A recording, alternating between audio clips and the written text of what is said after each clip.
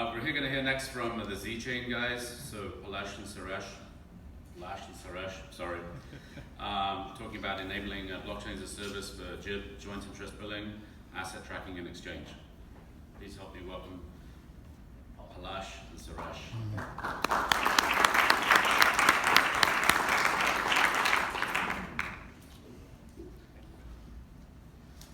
No, it's only going to be Palash, so. Of course. Okay. Well, thank you, everyone. I can just start with the introduction. The slide will show up right here.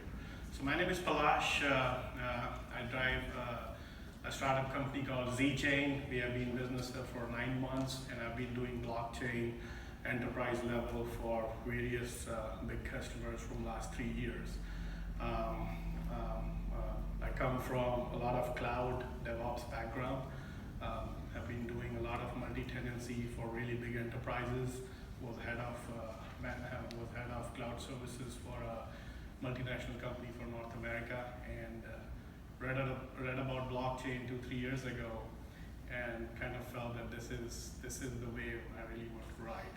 So that's how we created Z-Chain. My partner Suresh couldn't join us. He had to take a customer meeting. He's up in New York trying to sell something, so that's more important, right? And so that's Z-Chain. We are going to talk about how we are building the blockchain as a service solution. We are going to go a little bit breadth-wise, what all capabilities we have, token economics platform and Hyperledger platform. We definitely do both, and we'll show you a glimpse of some asset exchange, some JIB, and trading. There is a live demo, so bear with me, but it should be okay. I'm very used to it, so let's see how it goes. But do wish me good luck, Andrew. Thank you. All right. Click. Maybe the button will do it. Button works. So what we are is like I said, blockchain as a service. We have products which we have built, invested heavily on a dev team, which is phenomenal, which is giving us really amazing outputs. We do a lot of SAP integration. My partner is a serial entrepreneur, has built various businesses on SAP, and has some really great success. We do a lot of robotics as well. We believe there's a lot of areas which are untapped in integration spaces, and we are saving millions of dollars to a very big company by bringing the right technology stack. And RPA has a very, very huge value to us there. Well, upstream, downstream use cases, we'll talk about it. Joint interest billing is the product which we have. Give you some demo, and we have a booth right here, the center booth next to Data Gumbo, and we can definitely talk a little bit more in details there if required. Business asset tracking, we have worked on a supply chain of any asset, essentially whatever the asset is, maybe it is shirts, t-shirts, or it is pipes, or any asset. It can be tracked with any number of participants, any number of exchanges, consortiums, private permission. Of course, the supply chain with it. Micropayments, so that brings to the token economics. We are very involved with the Ethereum community, do a lot of enterprise-grade token economics. There are big enterprises who are still debating whether Ethereum is the word to go or the Hyperledger is the word to go. We believe in both. I mean, we're techies, so whatever it is, we're going to do it. Bring it token as an asset for the enterprise for a private permission, or bring it on the Hyperledger kind of, or Corda kind of thing as an asset. To us, it's a use case driven approach, and many times the enterprise dictates us as well. So we can do both. Digital exchange, that's the part we're talking about. Of course, everything has smart contracts in it, so I'm not even say that, right? That's it. So let's build a stack. How we did it, why we did it, and how we're doing it, right? So governance is number one factor. Any big enterprise, governance has to be there. There has to be multiple exchanges, which multiple projects, multiple exchanges. Each exchange can have, or each consortium can have multiple participants who are different from each other. There can be some overlapping, but there can be some difference. Onboard various environments, dev, test, production. So we do a lot of these things out of the box to really make an enterprise's life to spawn blockchains, the infrastructure level, really with the click of a button. And we use Amazon managed services. We use all kinds of Amazon services, AWS. We are also in Azure. We are working with Google as well. So we are building a stack which is actually going to work across the breadth of it. Business rules, of course, like I said, asset management or token economics, immaterial to us.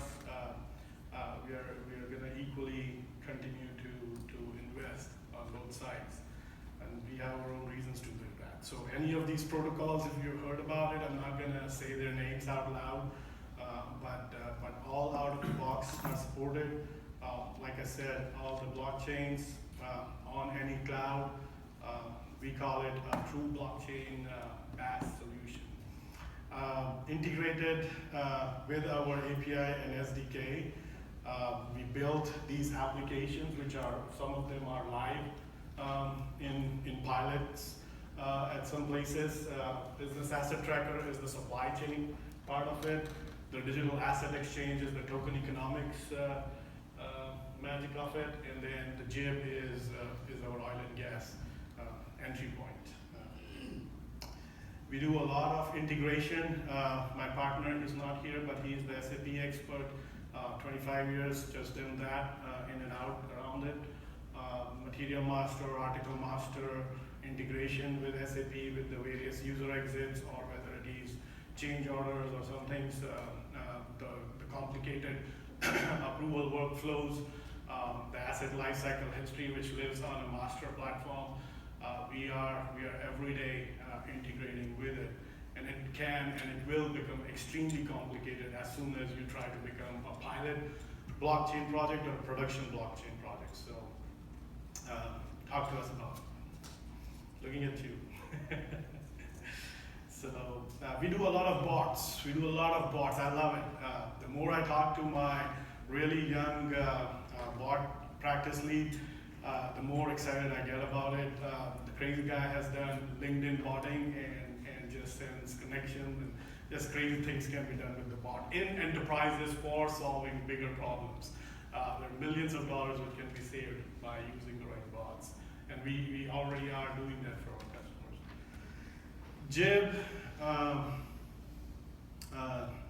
yeah, so we're getting into, feel free to ask questions. I'm very, if somebody has a question in the middle, I can do that, right? The organizers, so don't have to wait till the end. So, any questions on this so far? Am I making sense? Okay. JIB, joint interest billing, you guys are very familiar with this. The landowner, royalty interest owner, working, non-working interest, service providers, and then gives revenue distributions. 1/8 of the half goes to the landowner, the 1/8 of the half of it goes to royalty interest owner, working interest owners get something else, non-working interest owners get something else, right? So creating those kind of rules and onboarding them. We're going to show a glimpse of that here in just a second, if the laptop and everything cooperates. So the JIB demo, right? So we're already at that point. So let me see if I can really make things work for you all. All right, joint interest billing. Well, how do I do that? How do I bring my Chrome on the screen? I hope I can do that easily.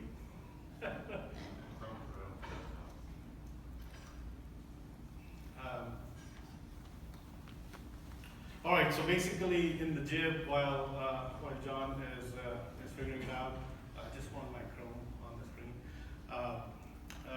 we let you decide roles, all those roles which you saw on the slide, the landowners, the non-working interest providers, the working interest providers, help us getting the roles established. That's how the software starts. You onboard organizations assigning to these roles, and you can really assign the actual organizations. You assign people to those roles, and then from there onwards, we start with the onboarding of oil asset templates. Pretty awesome, isn't he good? Hold on, John. Let me make sure the right one shows up. So LTAB. This one is the. There's one more browser behind it. Can I just do this? Yeah. Oh, perfect. Thank you. Here it is. So joint interest ownership billing. Perfect. So let's log in real quick. So okay, I have to write admin. Cool, it works. So this is the dashboard really quick. And how do we actually get onboarded, right? How do we actually do it? So this is the roles I was talking about. We can configure it any number of ways, any number of players, any number of participants can come in. We can actually assign the real companies, so Midrock Holdings, Whitelock Holdings, there are service providers here, Longhorn Boring, and so on. We can have actual people. John Snow works for the working interest operators. If anybody's excited for the 8 p.m. tomorrow, right? So, manage templates. So essentially, what we have done is we have built a really detailed oil well template, and the asset is the fulcrum. So everybody, each of the participants, the royalty interest owners, the working interest, they have their own view to the assets. So what are the attributes which are important for this asset? Who can see it, who cannot see it, giving it permissioning rules, giving it relationship rules. It becomes very complicated as soon as you try to do it. And all on blockchain, using the private permission way of securely, cryptographically securing these attributes and their values. What we are trying to build here, what we have built here actually is one-stop shop. Data is at rest. All the people, all the participants can access single point of data, and they only see what they're allowed to see.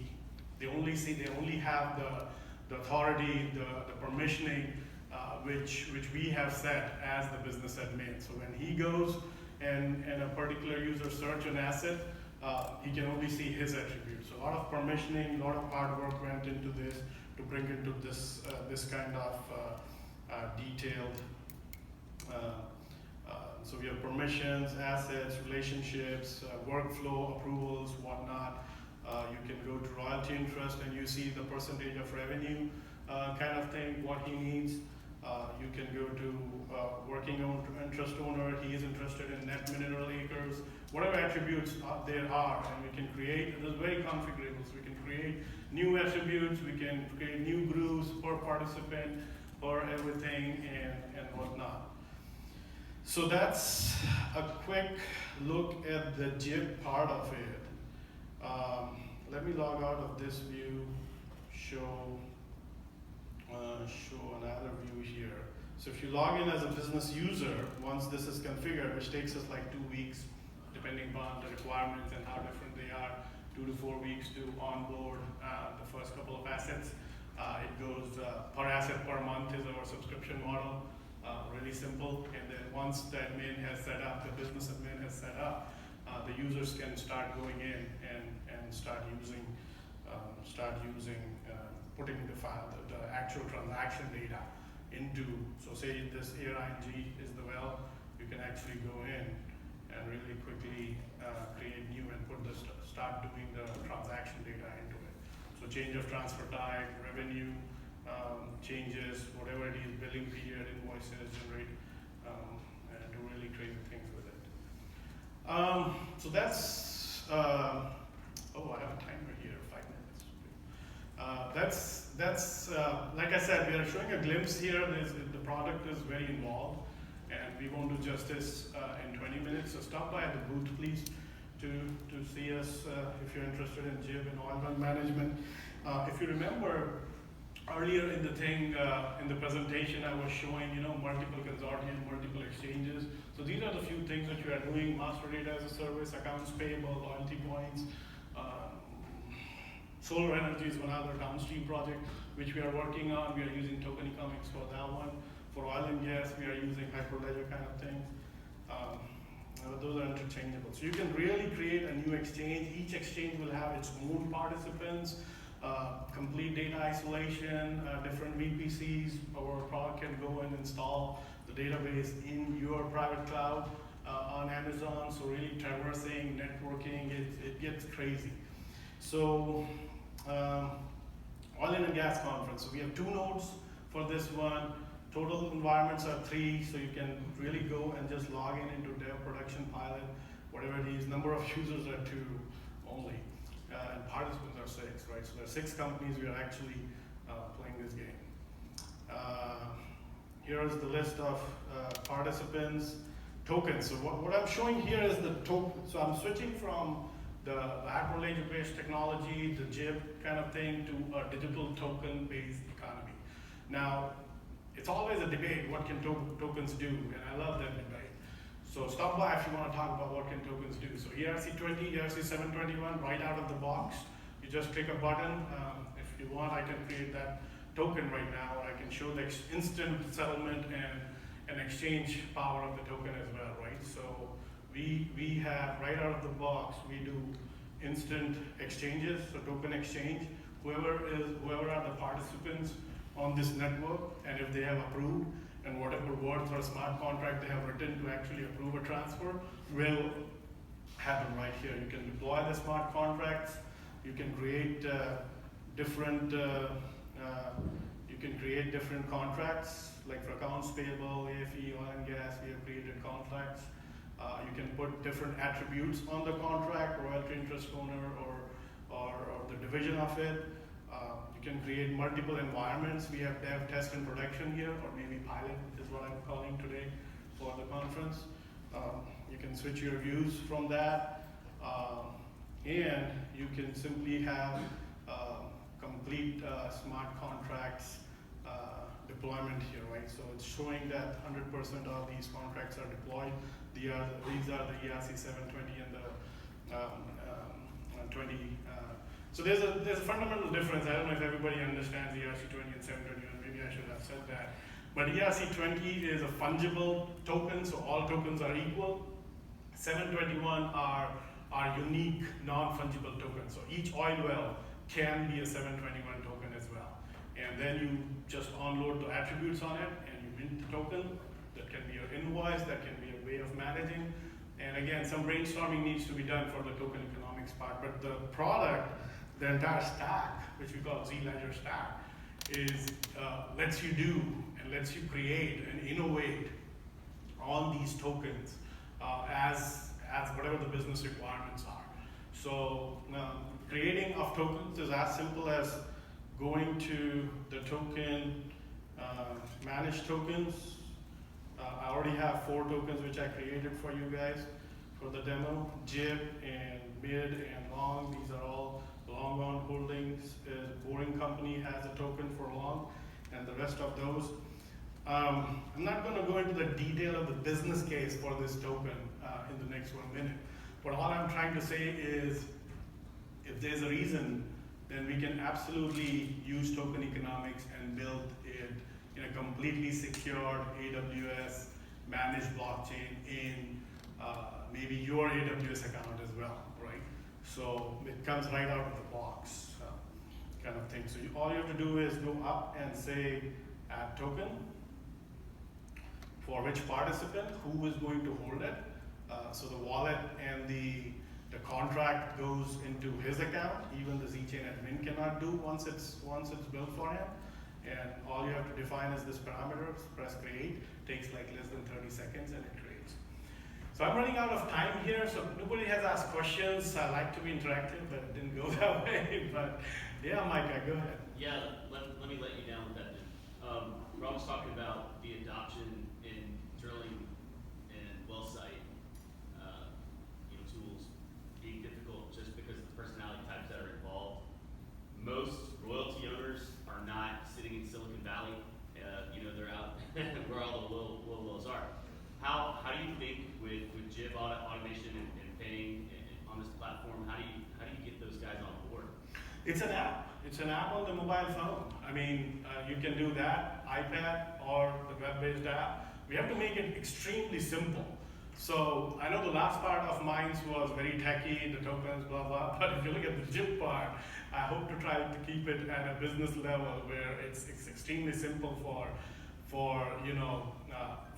even the business admin to actually, and we are there with them, to actually upload these parameters once. And then the royalty interest owners and the other participants will have a very simplistic view. Like for example, if you log in into this, we have to bring that, there are only 4 things he can do. Manage tickets, of course, he can open a ticket. Request workflow if he wants some changes. And all he needs to do is put his asset transactions. The rest of the things, I mean, is the dashboard and everything. So I mean, it's a great question. I completely agree that blockchain scares people away, but it's not blockchain which we are trying to solve.